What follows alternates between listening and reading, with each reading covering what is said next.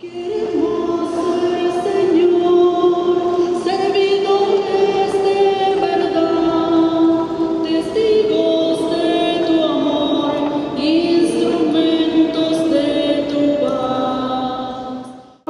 Señor esté con ustedes.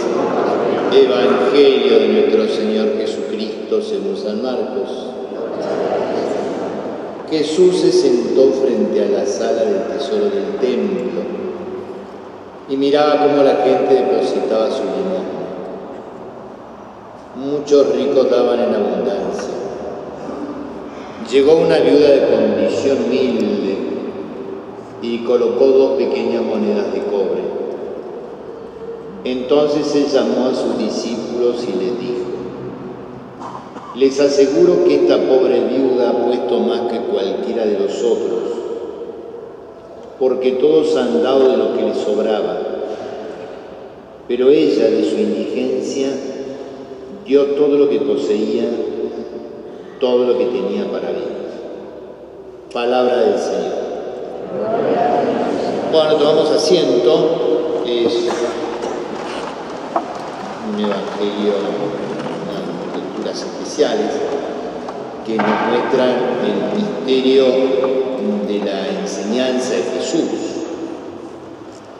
que es una enseñanza no solamente sagrada porque es la enseñanza de Dios, sino que es misteriosa porque depende de la sabiduría de Dios. Y la enseñanza proviene de ese misterio de Jesucristo, que es el que está explicado en la carta a los Hebreos.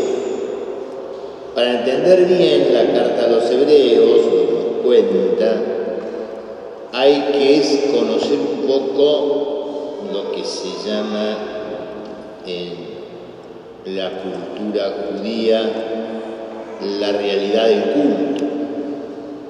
Lo que el judío creía se representaba en el templo. Después se pensaba, pero primero se representaba en el templo. Y en el templo había que ofrecer sacrificios para que Dios perdonara un poco o ayudara la mancha. Todos sentían. Y entonces, en la fiesta de la expiación, que es la que trabaja más la carta a los Hebreos, era el único momento en el año en el cual un sacerdote elegido de la tribu de Leví podía entrar al santuario para echar un poco de sangre, que significaba darle a Dios la vida. Era el único día, otro día no se podía entrar. El sacerdote de la tribu de Leví, que estaba elegido para entrar ese día de ese año en el santuario, se llamaba el sumo sacerdote. Era sumo sacerdote porque podía entrar ese día en el Sancta Sanctorum y bendecir al pueblo. Pero esto había que hacerlo siempre. Había que hacerlo siempre porque por más que se ofrecía la vida a Dios, representada en la sangre con la cual se rociaba la presencia de Dios que estaba en las tablas del 10 mandamientos que estaban dentro del Sancta Sanctorum, la gente no se sentía limpia. Y había que volver a repetirlo una y otra vez, porque no se llegaba a la raíz.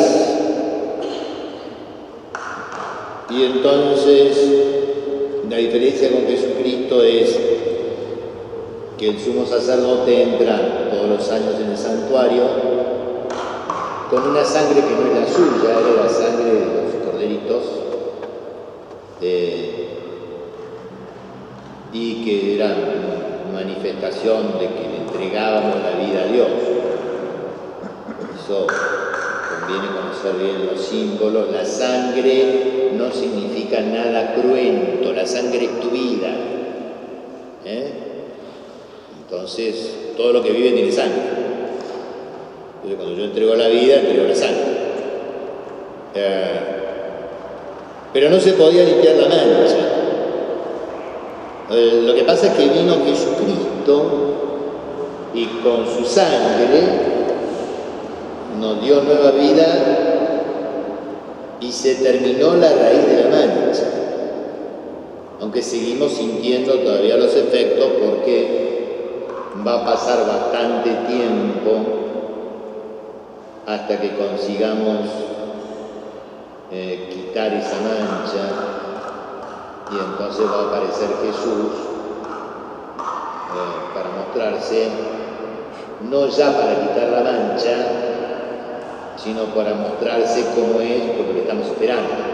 Un misterio grandote que explica la carta a los hebreos, que creo que tiene bastante que enseñarnos porque no tiene mucho que ver con lo que nosotros católicos a veces pensamos de Dios y de Jesucristo. Es mucho más profundo.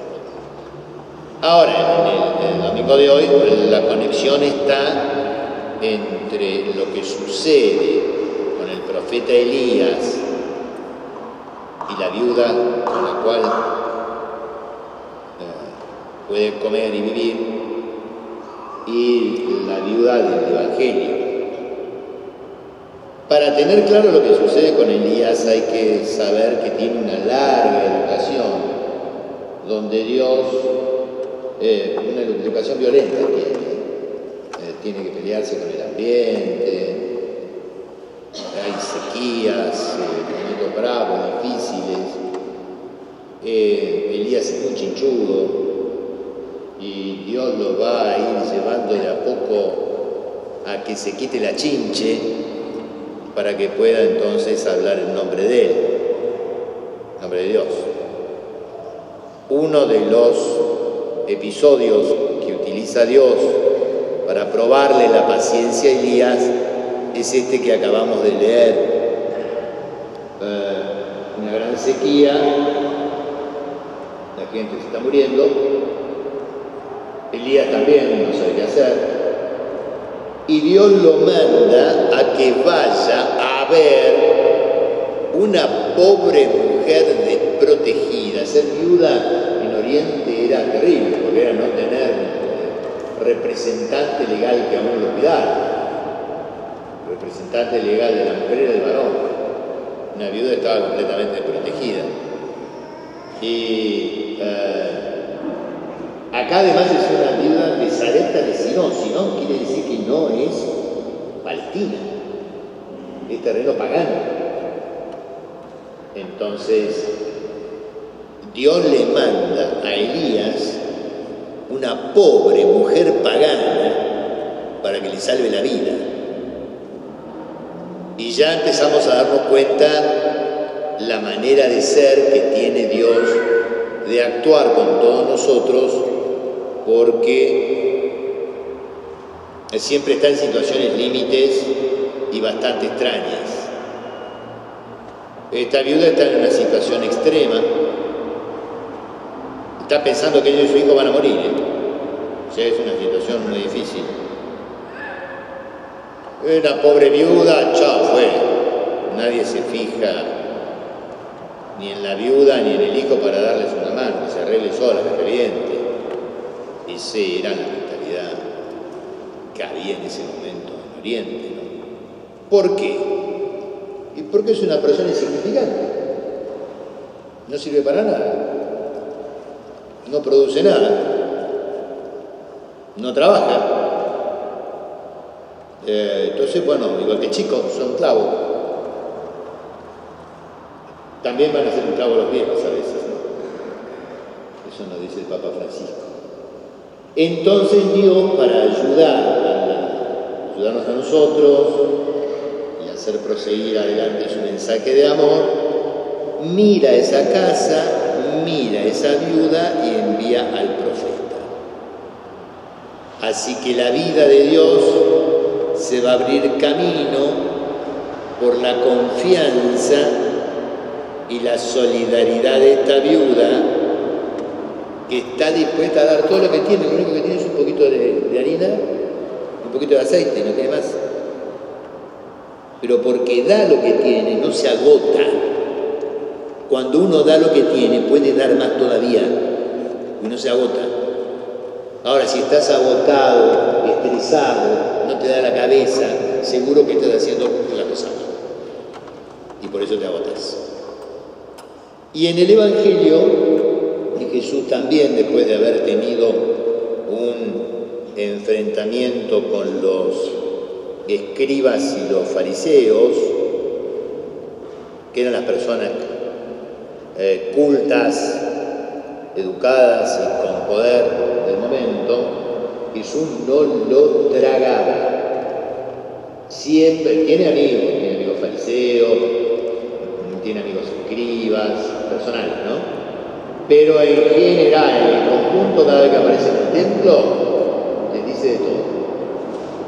Porque no lo tragaba. Y esto creo que conviene tener presente que el Evangelio, cuando insiste tanto en ese rechazo de Jesús a la clase culta de Israel, el Evangelio nos está transmitiendo un mensaje y una verdad. Y ahora se los voy a explicar enseguida. El asunto que Jesús con esta gente no quiere saber nada. Hay un enfrentamiento antes, yo no lo leí en el Evangelio, pero cuando Jesús se sienta frente al tesoro del templo, ve que muchos ricos dan en abundancia, pero no tienen problema. En cambio, de aquí viene la conexión entre la viuda de Sarepta y la viuda del templo. La viuda que viene y da todo lo que tiene, le da a Dios todo lo que tiene, no se guarda nada. Y entonces por eso va a ser alabada por Jesús. Y ahí está la agudeza y la sabiduría en la mirada de Jesús. Mucha gente está dejando en el templo para ser vistos. Me hacen acordar a veces a pavos reales.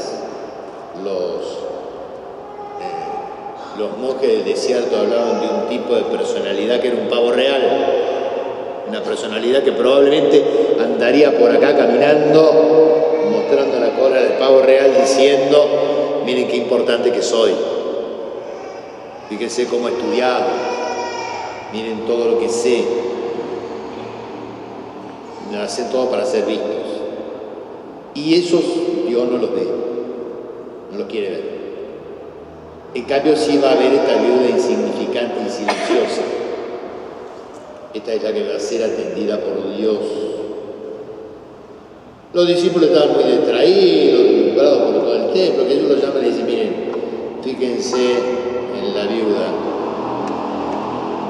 Y tal vez tendríamos que tener, cada vez que venimos al templo, la atención que Jesús les enseña a tener a los discípulos, para saber descubrirlo a Dios en los espacios más recónditos, escondidos y en la gente más silenciosa. Eso es parte de los misterios de Dios. Y entonces encontré unas explicaciones de acá, una caricatura que la vamos a subir ahí al blog y a la página de los jesuitas, que se están filmando, donde una persona está ayudando a una viejita viuda y dice: ojo con lo superfluo, fuera. Ojo con lo superfluo, lo que sobra, fuera. Fíjate si tiene cosas que sobran, fuera, porque si no te la va a sacar Dios.